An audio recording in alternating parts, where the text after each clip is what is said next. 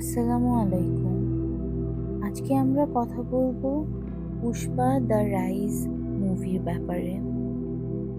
স্বাগতম আপনাদেরকে গল্পের শেষ কোথায় চ্যানেলে। আজ আমরা আলোচনা করছি 2021 সালের superhit blockbuster cinema Pushpa the rise নিয়ে। এই সিনেমাটি শুধু ভারতেই নয়, পুরো বিশ্বে দারুণ জনপ্রিয়তা অর্জন করেছে। পুষ্পা এমন একটি গল্প যেখানে একজন সাধারণ শ্রমিক কিভাবে ক্ষমতা প্রতিপত্তির শীর্ষে উঠে যায় সেটার মূল আকর্ষণ। সিনেমাটির গভীর ব্যাখ্যা ও প্রতিটি ছোট বড় ঘটনা আজ আমরা বিস্তারিতভাবে তুলে ধরব। তাহলে শুরু করা যাক পুষ্পা দ্য রাইজের সম্পূর্ণ বিশ্লেষণ।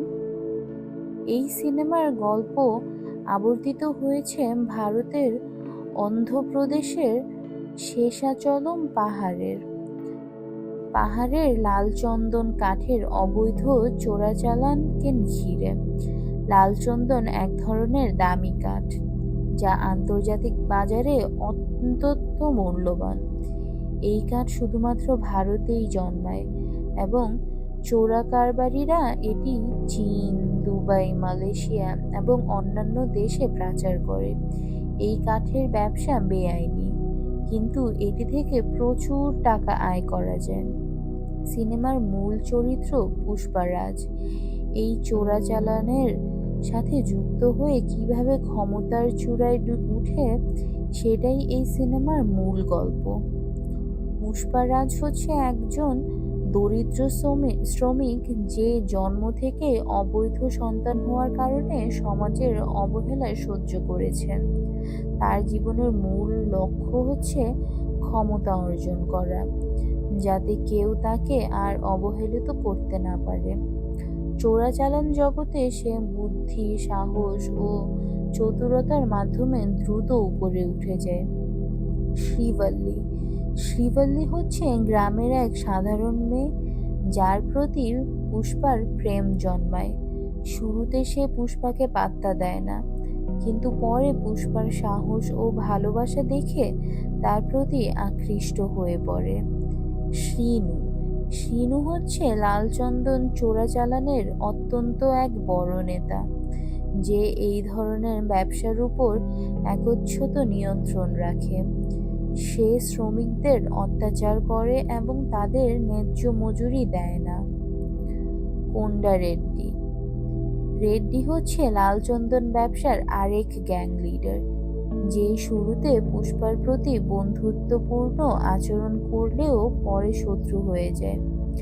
এসিপি সিং শেখাওয়াত সিনেমার শেষ ভাগে প্রবেশ করা নতুন পুলিশ অফিসার, যে পুষ্পাকে থামানোর জন্য আসে। সে খুবই ধূর্ত এবং মনে করে সে পুষ্পার সামনে তাকে কিছুই না। সিনেমার শুরুতেই আমরা দেখি পুলিশ এক বিশাল লাল চন্দন কাঠের চালান আটক করেছে, যা পাচার করা হচ্ছিল। কিন্তু গল্প ধীরে ধীরে আমাদের নিয়ে যায় পুষ্পারাজের জীবনে। পুষ্পা একটি অবৈধ সন্তান হওয়ায় তার বাবার পরিচয় নেই এবং সমাজ তাকে ছোট করে দেখে। সে দিনমজুরি করে খায়, কিন্তু তার স্বপ্ন বিশাল কিছু হওয়া। পুষ্পা খুব বুদ্ধিমান এবং শক্তিশালী, তাই সে চোরাচালানের কাজ শুরু করে। পুষ্পা ধীরে ধীরে লালচন্দন ব্যবসায় নিজের অবস্থান তৈরি করতে থাকে। তার কয়েকটি স্মাগলিং কৌশল হচ্ছে গাছ কেটে নদীর নিচ দিয়ে পাচার করা, যাতে পুলিশ ধরতে না পারে, লাল চন্দন কাঠকে বড় গাছের ভিতরে লুকিয়ে রাখা, ট্রাকে চালান নিয়ে যাওয়ার সময় ট্রাকের উপরে গোবরের স্তর লাগিয়ে রাখা, যাতে পুলিশ সন্দেহ না করে। এইসব কৌশল ব্যবহারের ফলে পুষ্পা খুব দ্রুত এই ব্যবসায় বড় হয়ে ওঠে। পুষ্পার বনাম হচ্ছে শ্রীনু। এক পর্যায়ে পুষ্পা দেখে যে শ্রীনু শ্রমিকদের বঞ্চিত করছে। সে শ্রীনুর কাছ থেকে তার ন্যায্য ভাগ দাবি করে, কিন্তু শ্রীনু তাকে অপমান করে এবং বলে, তুই কিছুই না। এরপর পুষ্পা সরাসরি শ্রীনুর সাথে লড়াইয়ে নামে এবং তাকে পরাজিত করে। এখান থেকেই পুষ্পারাজের আসল উত্থান শুরু হয়ে যায়। তারপর হয় এসিপি শেখাবতের আগমন। যখন পুষ্পা রাজত্ব করতে শুরু করে তখনই আসে এসিপি শেখাবত। সে ঘোষণা দেয়, আমি পুষ্পাকে ধ্বংস করব। সে পুষ্পাকে গ্রেফতার করে, অত্যাচার করে এবং অপমান করে। কিন্তু এখানেই আসে সিনেমার সবচেয়ে আলোচিত দৃশ্য। পুষ্পা ধীরে ধীরে উঠে দাঁড়ায় এবং নিজের জুতা খুলে শেখাবতের মুখের সামনে রাখে।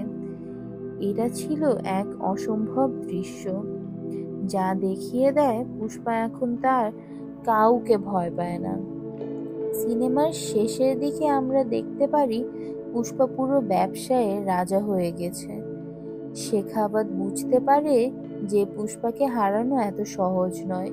তবে গল্প শেষ হওয়ার আগেই ইঙ্গিত দেওয়া হয় যে এখনো বড় লড়াই বাকি। পুষ্পা 2 দ্য রুল এই গল্পে আরো ভয়ঙ্কর রূপ নিবে।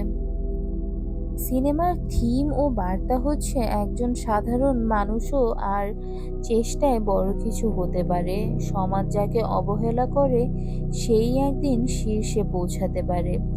ক্ষমতা এবং অর্থের জন্য প্রতিযোগিতা সবসময় চলবেই। সিনেমাটি বিশ্বব্যাপী বক্স অফিসে 400 কোটিরও বেশি আয় করেছে। আল্লু অর্জুন পুষ্পা আল্লু অর্জুনের ক্যারিয়ারের অন্যতম সেরা সিনেমা।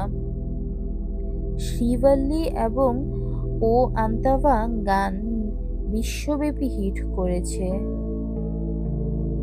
উপসংহার হচ্ছে, পুষ্পা দ্য রাইজ শুধু একটি সিনেমা নয়, এটি একজন মানুষের অসাধারণ হয়ে ওঠার গল্প। পুষ্পা 2 দ্য রুল আসবে আরো বড় যুদ্ধ, আরো বেশি রোমাঞ্চক হয়ে। আশা করি আপনাদের কাছে আমার পুষ্পার প্রথম পার্টের এক্সপ্লেনেশনটি ভালো লেগেছে। যদি আপনাদের কাছে ভালো লেগে থাকে তাহলে আমাকে জানাতে আপনারা কমেন্ট করতে পারেন। ধন্যবাদ।